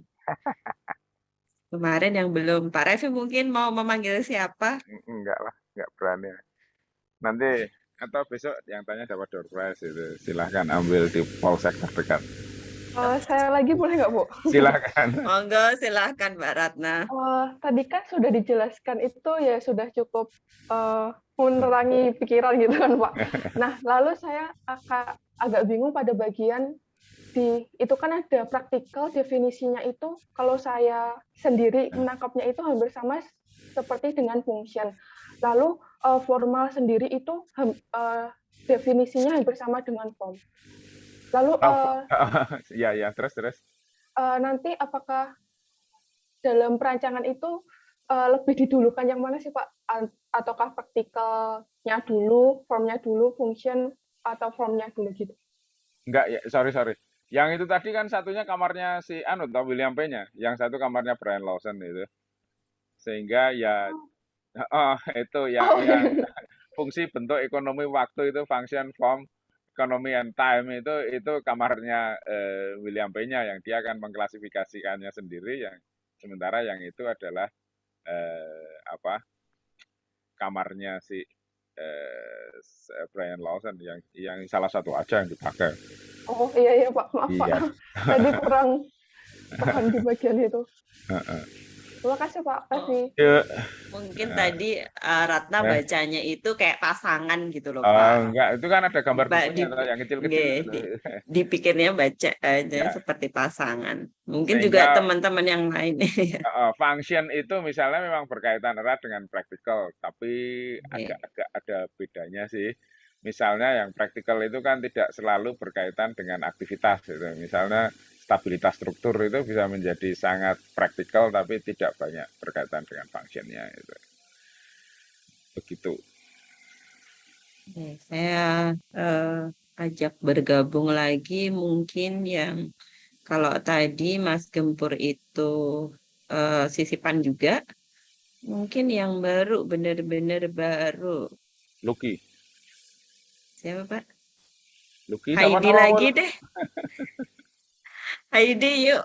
Heidi, silahkan Heidi. Saya sisipin Pak. Sisipan toh, Iya Iya, Bu. Pak. ngopo ngenteni adikku. Lulus ya. Nggak usah ditunggu lah dia. Gimana Yuk Pak? Heidi yuk. Nunggu anakku itu nggak lulus itu. Tadi kan ada yang pembahasan tentang insinerator itu ya, Pak. Pembakaran sampah itu. Iya, kemarin tuh kan juga saya ada baca kayak di Twitter itu tentang pembahasan insinerator gitu, ada kontroversi karena pembangunan di tengah kota gitu loh, Pak. Yes. Yang di daerah Tebet itu. Nah, kebetulan juga itu sada saya itu mau buat kurang lebih kayak gitu, tapi bukan insinerator gitu sih, Pak, kayak upcycling house gitu. Nah, gimana untuk sebaiknya itu lokasinya itu pemilihannya di mana ya? Sebaiknya itu lokasinya di mana sih Pak menurut Bapak kalau untuk insinerator sama upcycling house gitu? Ya, arsitek tidak pernah bisa bekerja sendirian. Arsitek itu kayak sutradara itu ya. Sutradara itu kan nggak jelas, loh. Dia bintang film juga enggak, nulis naskah enggak, dia musisi juga enggak, tapi bisa mempersatukan semua menjadi satu orkestra, satu film yang keren gitu. Nah, mirip gitu juga. Jadi insinerator tadi ya bergantung pada teknologinya itu. Nah, teknologi canggih yang dikembangkan di Copenhagen ini memang bisa mereduksi, selain sampahnya sendiri sudah terpilah dengan sangat baik itu kan, sehingga nggak ada baunya, itulah kalau truk ngangkut ke tempat itu, dan teknologinya sendiri juga sangat bersih, maka dia diletakkan di mepet kota nggak masalah. Tapi kalau kita sampahnya bayangannya kayak piungan gitu, atau kayak di Jakarta itu, ya janganlah gitu kan. Karena baunya aja sampai 7 kilo masih kerasa gitu, yang akan sangat mengganggu pada kualitas lingkungan yang ada di situ itu. Sehingga ini kita nggak bisa pukul rata semua insinerator bisa ditaruh di tempat tertentu itu. Ya, Benowo juga agak jauh dari Surabaya tuh ya. Pernah lihat yang pembangkit listriknya Benowo? Belum, Pak. Itu cukup jauh juga. Dan cukup lama juga itu, sampai hampir menjatuhkan Bu Risma dari kursi wali kota karena ternyata kompleksitasnya sangat tinggi gitu. Sehingga tadi saya tidak lalu mencontohkan bahwa insinerator di kota itu baik, tapi saya hanya ingin memberi contoh bahwa ada loh problem yang ini dari masalah menyelubuki gajah di dalam kulkas itu, lalu tiba-tiba muncul bukan hanya menutupi, tapi lalu memberikan peluang baru untuk kita bisa downhill skiing di situ gitu kan. Begitu. Nah, kalau kau concern pada persampahan maka akan sangat baik. Tapi kalau upcycling yang di upcycle apa? Limbah apa? Bongkaran rumah, artinya dari rumah menjadi rumah itu.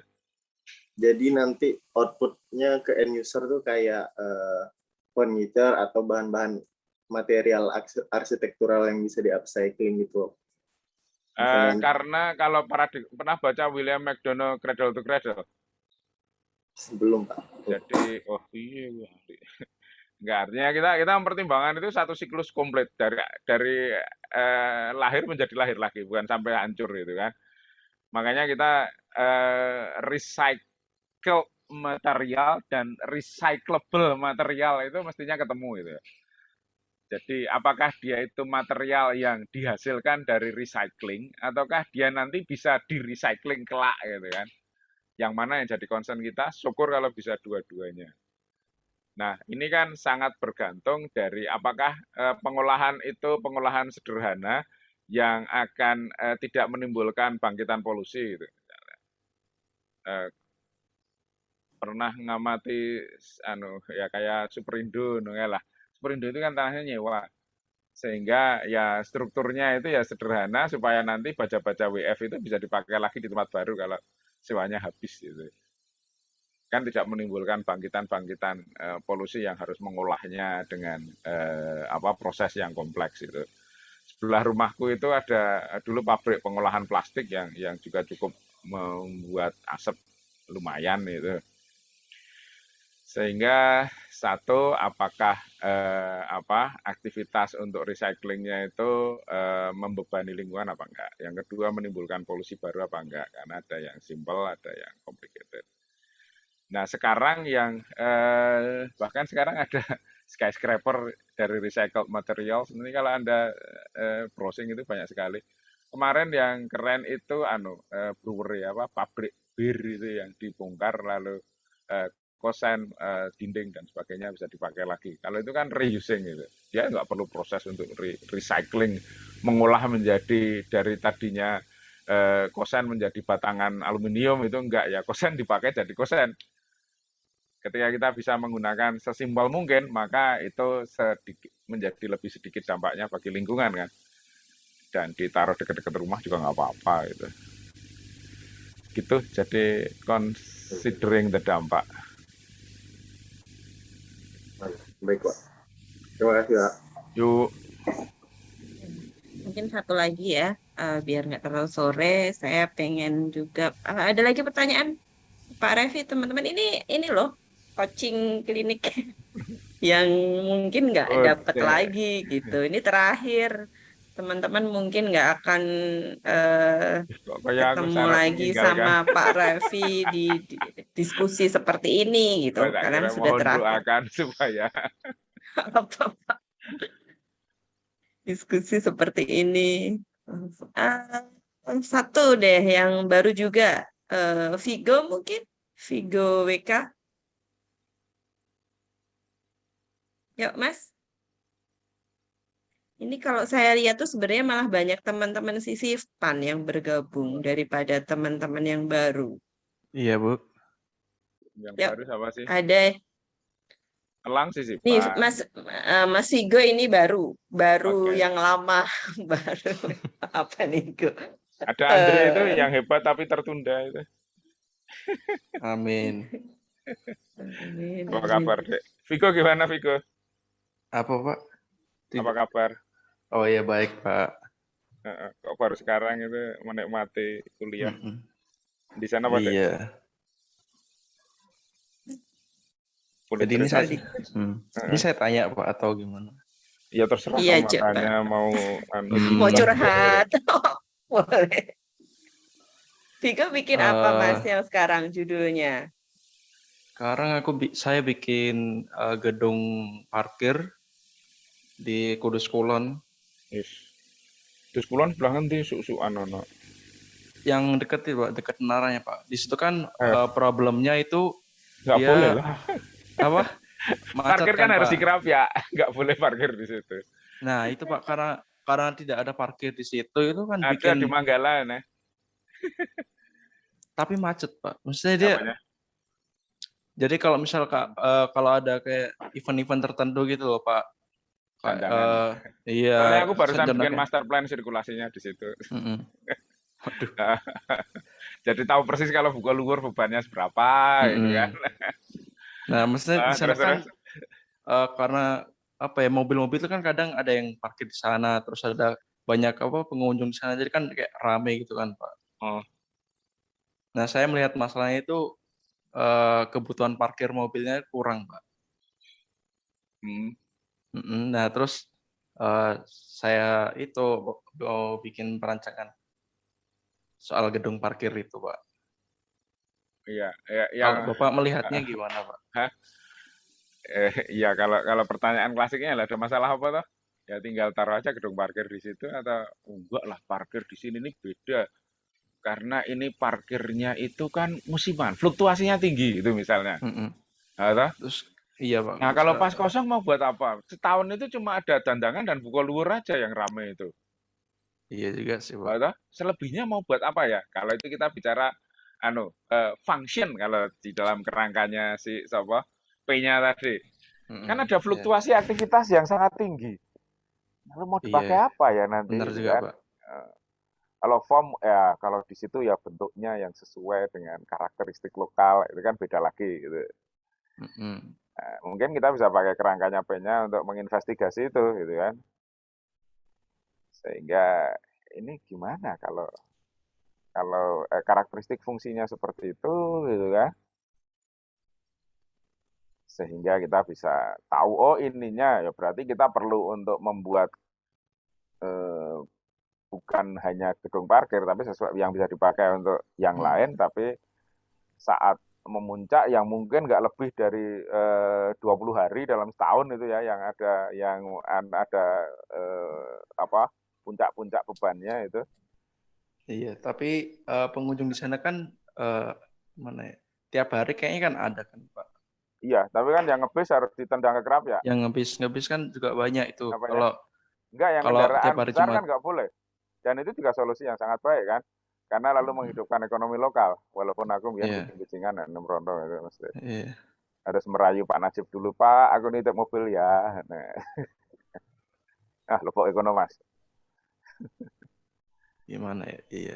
Iya, nah enggak apa-apa ya. Ini pertama kita akan ya men-scan pertanyaannya sehingga jangan sampai menjadi terlalu dangkal. Oh, lihat mobil banyak parkir, maka kita bikin gedung parkir gitu kan. Ya, sebentar kita cek ya. Gedung parkir macam apa ya, gitu kan. Khusus mobil aja sih, Pak. Karena di sana kayaknya kurang. Iya. Tapi apakah asal kurang sekarang misalnya gedung berat loh itu, gedung parkir yang di Abu Bakar Ali itu berapa banyak sih yang mau masuk ke situ gitu kan. Akhirnya tahu nggak itu jadi apa? Jadi tempat mesum. Iya. Nah, ya. Nah, kita kan nggak ingin depan masjid ada tempat kayak gitu. Begitu, sehingga nanti silahkan dicermati apakah ini concernnya pada fungsi gitu, bagaimana kita merespon fluktuasi, apakah ini concernnya pada bentuk, bagaimana gedung parkir itu kan gede, kalau kecil nggak ada gunanya lah, gitu kan. Bagaimana dia bisa selaras dengan lingkungannya, mau ditaruh di mana, ada tanah kosong mau di situ. Ini perkara ekonomi, bagaimana ekonomi bangunan ini, apakah dia bisa dibangun dengan biaya konstruksi yang relatif murah, ataukah tadi fungsi yang dalam kaitannya dengan time, dari waktu ke waktu ini akan beroperasi seperti apa itu. Gitu. Saya kira kerangkanya P-nya cukup membantu untuk memetakan gitu kan. Kita kan biasanya kan diminta untuk membuat peta permasalahan dulu. Jadi macam-macam permasalahan kita kenali gitu. Lalu dari situ kita nemu, oh ini yang paling penting dan relevan untuk dipecahkan gitu. Sehingga nggak pakai kacamata kuda, pokoknya bikin gedung parkir asal ada gedung gitu. Tapi sesudah saya tahu tentang permasalahannya, maka saya jadi paham gitu. Gitu. Oke, kalau kamu saja, Pak. Kira-kira sebelah mana sih? Sebelah situ itu ono sing nggon Selowo. Yang itu, Pak. Mana sih nama itu jalan Madruksan? Bentar. Kok apalah? Itu sebenarnya ada itu sih, Pak.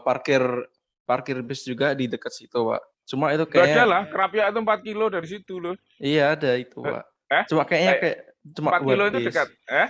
Bukan, Pak, bukan yang itu. Nggak ada boleh. Lagi tuh di seberangnya. Nggak boleh. Oh, nggak boleh ya, Pak? Nggak boleh, itu kucing-kucingan itu. Nanti bisa kalau ketemu preman lokal bisa disikat itu. Bis itu harus di Kerapia. Oh gitu ya, Pak? Iya. Jadi pernah naik ke Menara?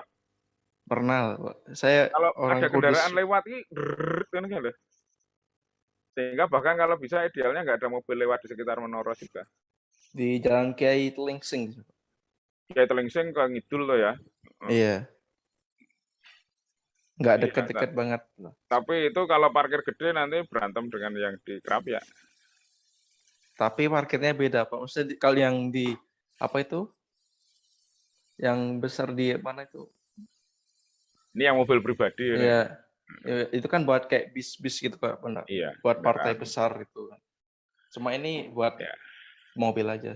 Iya, yang paling penting adalah kau bisa mendefinisikan gedung parkir yang cocok untuk jalan di situ di dalam jarak sekian dari itu yang kayak apa sih dengan pertimbangan tadi. Mulai dari bentuk, fluktuasi kegiatan, biaya konstruksi, apakah ini jadi fasilitas komersial ataukah jadi punyanya masjid ya, gitu kan, fasilitas sosial itu. Iya. Yes. Oke, selamat mencermati itu.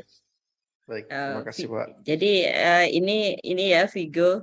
Kalau saya ngamatin Vigo ini 3 kali maju proposal, Oh, 3 kali Iya. juga ganti judulnya gitu. Jadi sebelumnya mungkin bukan parkir ini. Yang nanti kedua juga parkir.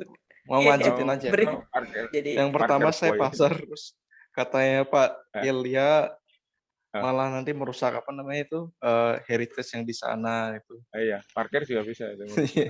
Mana itu tadi fluktuasinya sangat tinggi itu sehingga kalau Manggala kan Jadi- bisa untuk parkir, bisa untuk mantenan tuh itu. Iya Pak. Kalau pas buka luar itu baru jalan jalan Noro itu jadi parkiran itu, tapi hanya pas buka luar aja. Karena Manggala dipakai untuk masak. Jadi ini ya teman-teman semuanya mungkin ya ini kayak termasuk tadi yang sudah kan Vigo dan Heidi ya yang baru gitu kan. Masih punya waktu untuk menuju memperbaiki proposal ataupun mengganti judul dan seterusnya. Kalian hanya punya waktu itu sampai sebelum brief gitu. Setelah brief ya harus dikunci gitu kan. Ganti total udah nggak boleh. Gitu. Jadi mumpung masih Mantap, ada Wan. waktu, silahkan dikaji lagi, ditimbang-timbang lagi dan seterusnya gitu. Jadi ini. Tadi sudah 4 ya, 4 yang cukup. Mungkin ada tambahan dari Bapak Ibu dosen yang hadir mau menyampaikan sesuatu, Bapak Ibu. Sempurnakan. Ya, ada tadi Bu Sugini terus kemudian keluar nih, Bu Eti masih ada, Bu Rini Bu ada Eti, juga. Bu Rini, Pak Hanif, Pak Roni, Bu Nanda, mungkin mau menambahkan sesuatu Bapak Ibu untuk semua mahasiswa ada di sini. Pak Roni mungkin? Kayaknya udah open mic. Sepertinya tidak ada, matur nuwun sangat. Mungkin Pak Ref. Ampun Ibu. Sehat Bapak Ibu. Mungkin terakhir Pak Revi closing terakhir dan mungkin pesan-pesan buat teman-teman semuanya di sini. Iya, sedikit aja. Desain itu bukan perkara ajaib sehingga semua jelas kok, gitu kan. Cuma kadang ketika ditertibkan jadi agak kagok itu. Dan kembali ke prinsipnya bahwa to design is to innovate. Jadi design thinking itu a framework for innovation. Make sure, yakinkan bahwa aku melakukan inovasi untuk ini. Jadi bukan sekedar tadinya nggak ada museum lalu ada gambar museum, tapi aku punya inovasi di situ. Bukan sekedar belum ada parkir dan lalu ada gambar gedung parkir, tapi ini gedung parkir yang meningkatkan kualitas lingkungan. Jadi wilayah inovasinya perlu untuk ditekankan. Gitu aja. Ya, matur nuwun sangat Pak Revi. Sami-sami. Hari ini kita sudah belajar banyak sekali Pak Revi mengulas dari awal sampai terakhir gitu. Jadi kalau ini refreshing buat teman-teman semuanya. Jadi kita mau mulai dari mana sih sebenarnya sampai anatomy problem, proses desain, kemudian testing solution-nya seperti apa dengan contoh-contoh yang bisa membuat paham kita semuanya. Jadi harapan besar untuk teman-teman semuanya bisa menelaah ini semuanya, kemudian bisa memperkaya sada teman-teman, baik yang di sisipan maupun yang desain brief gitu ya. Jadi yang desain brief tiga materi kita 3 hari berturut-turut ini harapannya bisa membuka wawasan yang lebih ataupun bisa mengingatkan teman-teman semuanya dari proses dari semester 1 sampai kemarin semester terakhir gitu. Jadi masih bisa memperbaiki desain brief yang awal yang akan dibaca oleh dosen-dosen pengampu kalian masing-masing gitu. Jadi dosen pembimbing. Jadi kita masih 3 hari ini silahkan nanti direnungkan lagi untuk semuanya, untuk kelancaran sada ini. Harapan besar bahwa semuanya bisa lulus sesuai dengan waktunya yang sudah ditentukan gitu ya. Jadi harapannya sudah tidak ada yang mundur. Kondisi ini sebenarnya memang saya berkali-kali bilang bahwa semangat kalian, motivasi kalian itu yang sangat penting gitu. Jadi apapun yang mungkin bisa memotivasi ya dicari gitu. Jadi kita harus bisa memotivasi diri sendiri, walaupun kadang harus membutuhkan orang lain, hal lain dan seterusnya. Tapi jangan sampai kehilangan motivasi. Ketika turun sedikit, kalian harus cari apa nih yang bisa kira-kira membuat saya langsung lanjut dan seterusnya. Kecuali memang ada alasan kesehatan dan seterusnya. Jadi itu sebenarnya mungkin harapan besar dari semua Bapak Ibu dosen di sini gitu kan, teman-teman, dan semuanya harus happy. Kalau saya selalu bilang bahwa Sada ini harus bahagia, Sada ini harus gembira gitu. Kalau teman-teman sudah grundel terus gitu, ngerasa bahwa tertekan, itu yang terjadi juga nggak akan berhasil gitu kan. Desain yang berhasil kayaknya tidak pernah orang sedih kemudian desainnya berhasil, tapi bagaimana mengelola kesedihan itu menjadi sebuah ide yang itu nggak bisa kalau orang sedih terus tuh nggak bisa. Jadi bagaimana kita bisa keluar dari situ, jadi apa itu bisa kita kelola dengan baik gitu. Jadi mungkin itu yang bisa saya sampaikan hari ini, tambahan untuk teman-teman semuanya. Jadi selamat bagi teman-teman semuanya sudah sampai tahap ini. Harapannya itu tadi semoga semuanya lulus. Alhamdulillah kita sudah sampai penghujung acara. Mohon maaf jika saya selaku 3 hari ini membawakan membersamai teman-teman ada sesuatu yang kurang. Mohon maaf juga ke Bapak Ibu dosen yang ada. Marilah kita tutup acara ini dengan baca hamdalah bersama-sama. Alhamdulillahirabbil alamin. Terima kasih Pak Revi, terima kasih Bapak Ibu yang sudah kerso hadir rawuh hari ini, teman-teman semuanya terima kasih yang sudah tabah mendengarkan semuanya gitu kan. Saya bilang, terima kasih sekali semuanya, semoga tetap sehat, semangat dan bahagia. Terima kasih, selamat sore. Assalamualaikum warahmatullahi wabarakatuh. Waalaikumsalam. Waalaikumsalam warahmatullahi wabarakatuh. Matur nuwun Pak Revi, Bu Diah. Matur nuwun Pak Semangat Revi, Bu buat Diah. anak semua. Sehat-sehat saya. Sehat-sehat Bapak Ibu. Pamit. Afiat. Oke. Pamit nggih. Afiat Olsun.